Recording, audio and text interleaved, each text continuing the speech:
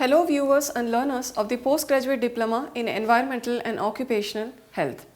I introduce myself as Dr. Sushmita Bhaskar, working in the discipline of Environmental Studies in the School of Interdisciplinary and Transdisciplinary Studies, Indira Gandhi National Open University.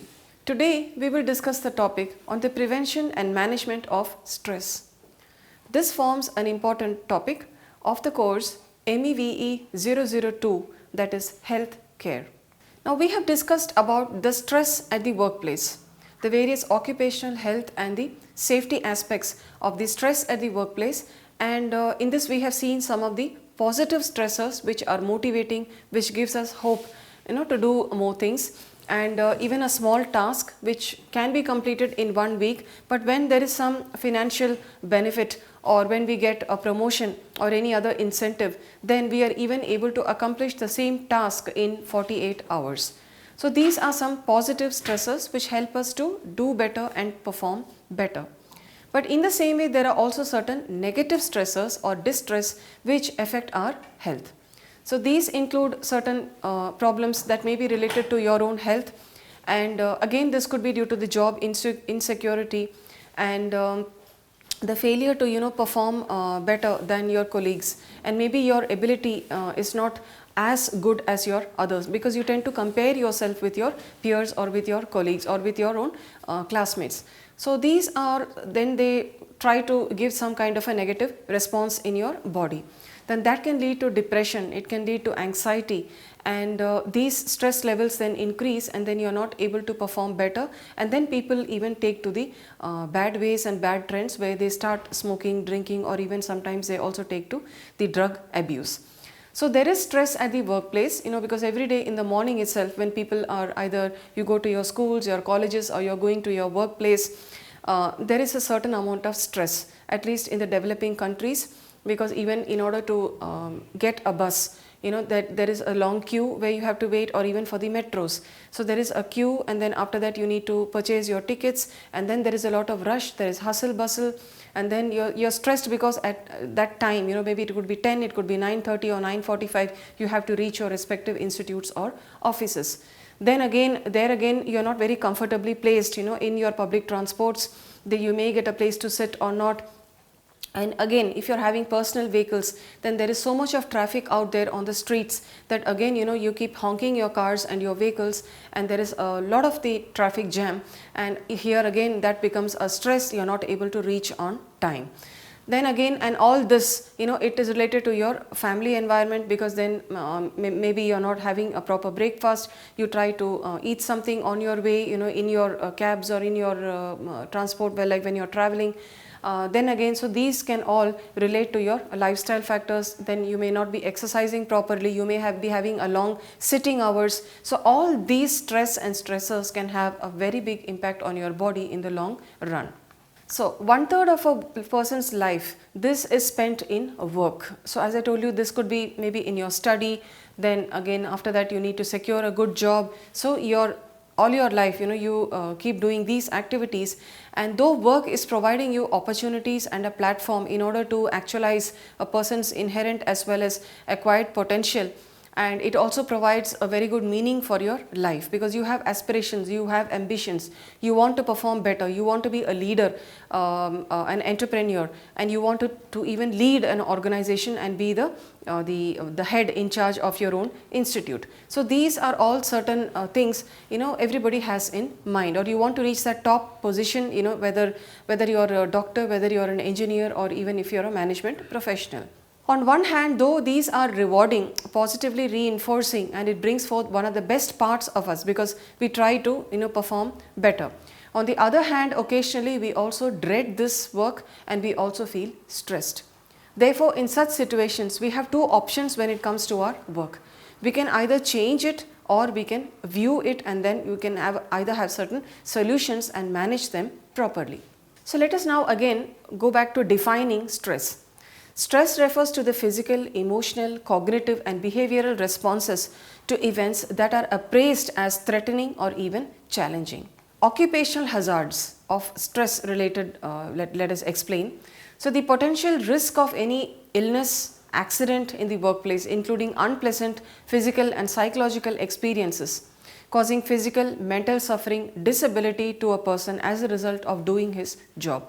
Now the effects of these are the occupational hazards. So they can be categorized into these 4 types. You can have the physical, the physiological, the psychological and also the mental health, which can indirectly affect the health of a person, directly and indirectly affect the health of a person.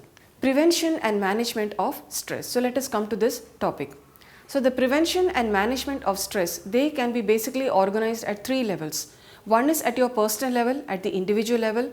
The second is at the enterprise level, and the third is also at the national level. Let us come to the individual level. The photograph over here, this shows how you can have social contacts where the family and your friends can also be boosters. They can help you in alleviating and reducing your stress. You can listen to music, you can meditate every day, for half an hour, for 1 hour. There again you can be freed of all your stress. Then you can opt for certain hobbies. For example, you can go for dancing. Then again you can go to the gym, you can exercise, you can feel fit throughout the day. Or you can even take a short power nap, which again will boost your energy levels.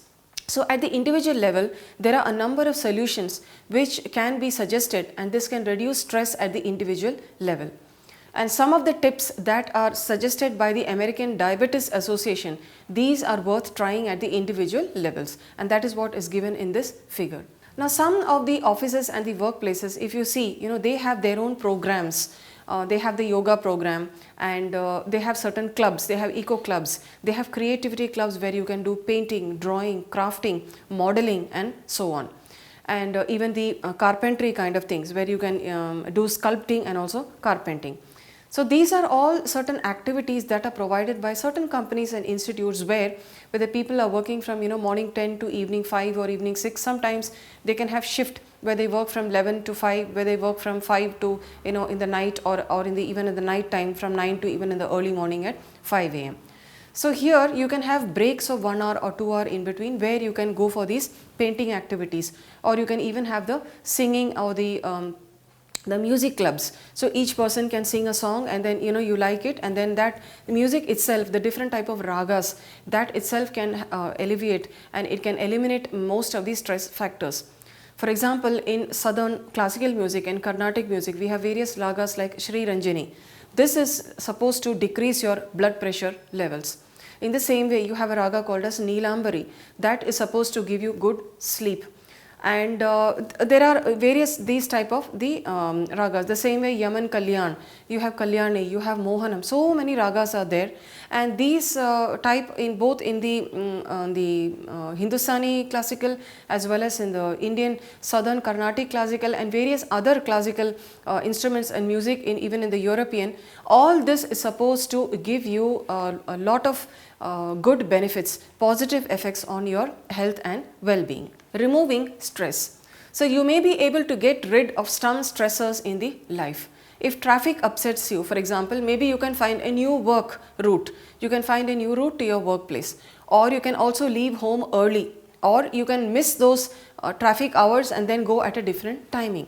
Or you can also adopt different other types of the transport mechanisms how to reach your office. So you need to work out, form a flow chart and then work and go accordingly. And then if your job involves attending to the complaints of customers who are aggressive and that mainly they can also may sometimes drive you crazy, then you can also request for transfer of your job or look for some other job which is more appealing to you and which is giving you more peace of mind. So therefore there are the individual at the individual level there are several solutions which you yourself can make out and do. Relaxation activities. Many people find a lot of relaxation from, as I told you, exercise, from dancing, from joining even voluntary services for the underprivileged people. Yoga and deep breath exercise. This has been found to be very helpful by most of the people. So these activities can also work as a recharger, and then your body is recharged and you are able to perform better. Developing the coping style. Coping refers to how you think and what actions you take to overcome the stress. For example, you may start analyzing your problem and consider the possible solutions at your end. Now this way you will be able to classify your problems into those which can be solved and those which have no solution. So for example, if you make a flowchart or a table for yourself, you can write down all your problems. Even some people have the habit of diary writing at the end of the day. So like, I did all these things and these are the problems that I face. These are the things that I am getting stressed, or these are the problems due to which I am having certain stress levels. So then you can classify them, and then if there are any solutions, you can write down that these may be the possible solutions that I can come up with. Or if there is no solution, then again you can write that, and then you can maybe score off that, or you don't do that activity at all. At the end of the day, you may prefer possible consequences over sleepless nights. Now the World Health Organization, they have said that the development and implementation of a workplace mental health policy and a program, this will benefit the health of the employees, increase the productivity for the company, and it will contribute to the well-being of the community at large. So this is a very important step by the WHO. At the enterprise level, the stress at the workplace can be effectively managed through a holistic approach consisting of stepwise promotion of mental health at the workplace that is suggested by the World Health Organization. The first step, this consists of analyzing the mental health problem in the enterprise through the mental health survey and situation analysis. The overall objective of this process is to make a case for action. The next step, this will be to develop the strategy for developing policy and program by bringing together the vision statement of the management and values and principles through consultation with various stakeholders. This step defines the ultimate objectives of the mental health program. Step 3. This consists of developing implementation plan through the review of the available options and existing and potential resources. Finally, the pilot program is implemented and evaluated. The program may need modification from time to time based on results of the evaluation process. Now the WHO, they recommended the stepwise development of the mental health program in an enterprise, and this reference we can give as the WHO 2005. So the step 1, this involves in analyzing the mental health issues, and from this you can actually make the analyze the cause of the situation. Then this could be established by coordinating process. Then you can assess the mental health issues. The second step is developing the policy itself. So here you need to formulate a vision statement. You have to identify the values and the principles, and then you need to define the objectives of the same. Consult the key stakeholders in the process. So these are all included in the step 1 and step 2. Now step 3 and step 4. In step 3, you will develop the strategies to implement the policy. Here they review the options for the strategies. Then you find the resources to implement these strategies, and then to develop an implementation plan. The last step, that is implementation and evaluating the policy. So here you have to generate the support and the collaboration from people. The coordinating and the implementation is important. You try to give training to all the people.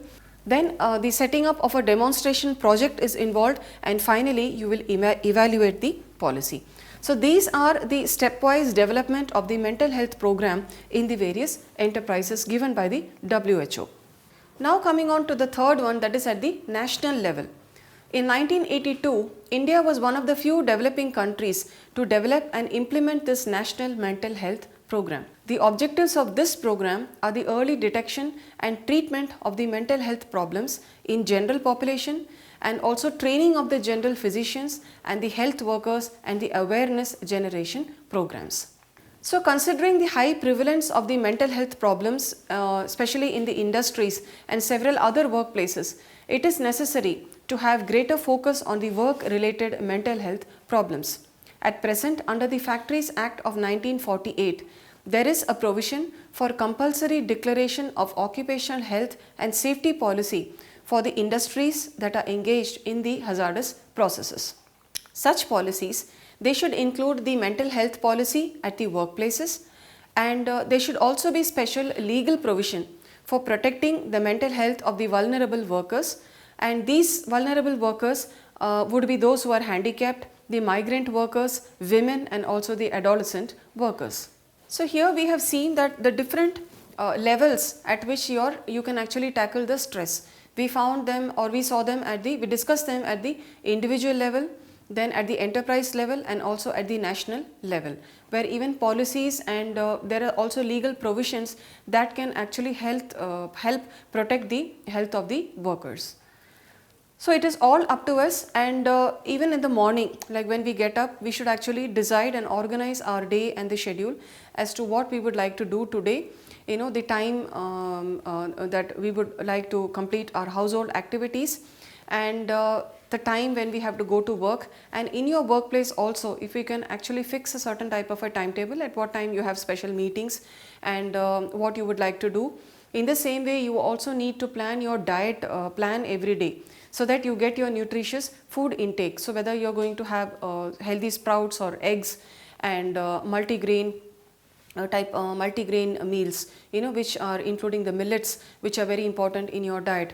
And in the same way, you can reduce your carbs. At the offices also, we should try to minimize the amount of caffeine and the coffee cups that we are consuming. And here again, you can take certain nutritive things, you know, like any other kind of the things, like for example, you can have certain protein shakes or protein drinks, and everything else. This should also go in line with your health ailments. So if you are having sugar, then you should obviously avoid the those drinks or anything which is having the sugar contents. And also artificial flavoring and the colorants, we should try to avoid these things. And heavy fat and those, you know, that are made of maida or the flour, we should also try to avoid these things, which are also going to have a big impact. Because if you are going to be having sitting profession, sitting jobs, and if you are sitting the whole day from 9 o'clock to 5 o'clock, then the type of food that you consume is important. Maybe we should go for more proteinaceous foods and less of the carbs. And here again, we should also take the short walks in between and short breaks. And we should try to balance our work and also our stress. It could be due to family situations, you know, but because when we are very young, we may have young children, and we may have the pressure of doing your higher education along with your work. So in that case, again, you need to balance your time between your working hours and also your study hours, and also giving the same amount of time for your children. Now when we grow old, maybe at the age of 45 and 50, then you see that your energy levels are going down.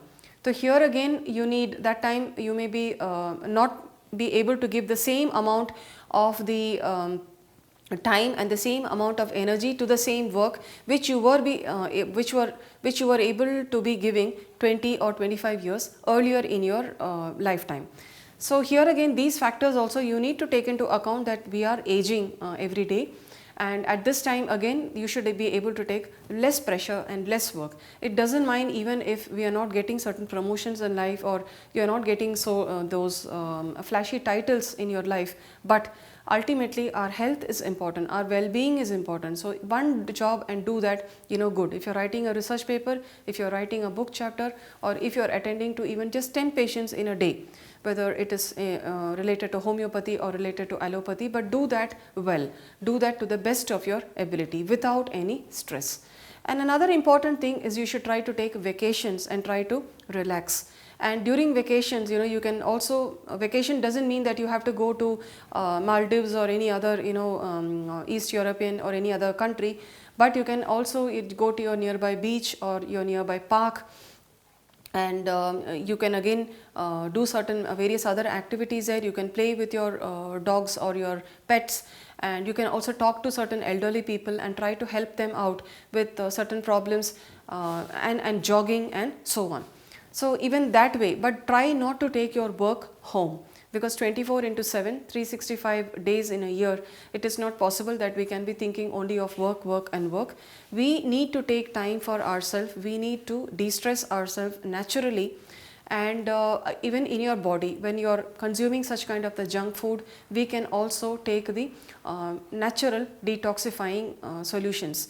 That can also work wonders for our body. You can take ashwagandha and certain other, you know, Ayurvedic things, of course, on the advice of the doctors and your elders at home. That will also give you a good amount of detoxification in your body, and you are able to perform better. So these short vacations or the short breaks, then when you come back to your office after a week or after 10 days, then you will see that you have tremendous energy levels. You feel good. You feel good to do your work, and you feel even motivated to do much more work than even before. So these are some simple solutions which I am giving you, and I hope you found this topic of prevention and management of stress at the workplace very interesting, and thank you for your patient listening.